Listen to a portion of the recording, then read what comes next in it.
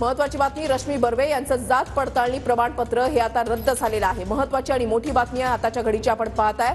रामटेकमधून काँग्रेसच्या उमेदवार रश्मी बर्वे यांची जात पडताळणी प्रमाणपत्र हे आता रद्द झालेलं आहे। रामटेक लोकसभा मतदारसंघातील काँग्रेस उमेदवार रश्मी बर्वे यांचं जात पडताळणी प्रमाणपत्र हे रद्द झालेलं आहे। जात पडताळणी समितीने रश्मी बर्वे यांचं जात प्रमाणपत्र हे रद्द केलेलं आहे। गजानन उमाटे आमचे प्रतिनिधी या संदर्भातली अधिक माहिती देतील। गजानन,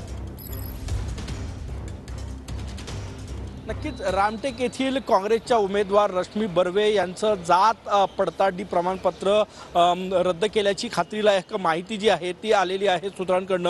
सगळ्यात महत्त्वाचं म्हणजे जात पडताळणी समितीने हे प्रमाणपत्र रद्द केलेलं आहे। काल हायकोर्टामध्ये याचिका या प्रमाणपत्राविरोधात दाखल करण्यात आली होती की जे जात प्रमाणपत्र आहे त्याची व्हॅलिडिटी काढलेली आहे, त्यासाठी खोटे कागदपत्र जोडल्यावरून हे सगळं प्रकरण हायकोर्टात प्रलंबित होतं। पुढच्या आठवड्यात त्याची सुनावणी आहे, परंतु त्यापूर्वीच आता रश्मी बर्वे यांचं जात पडताळणी प्रमाणपत्र जे आहे ते जात पडताळणी समितीने रद्द केलेलं आहे। त्यामुळे त्यांचा अर्ज, कारण की ज्या मतदारसंघातून त्यांनी हा उमेदवारी अर्ज भरलेला आहे तो मतदारसंघ शेड्यूल कास्टसाठी राखीव आहे आणि त्या मतदारसंघातून उमेदवारी अर्ज त्यांनी भरलेला आहे। त्यामुळे जे प्रमाणपत्र जोडलं तेच बाद केलं असेल तर त्यांचं प्रमाणपत्र आज अर्ज छाननीमध्ये बाद केला जाऊ शकतो। आता अर्जाची छाननी जी आहे ती सुरू आहे।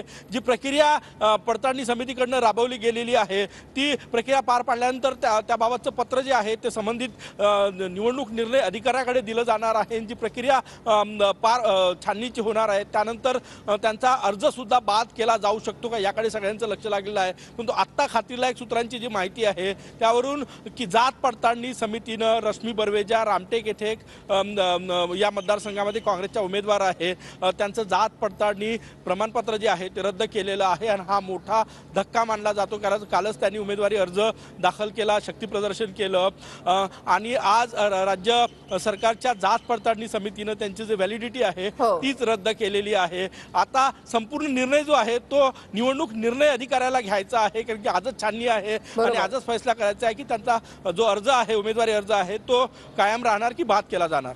नक्कीच धन्यवाद गजानन दिलेल्या सविस्तर माहितीसाठी।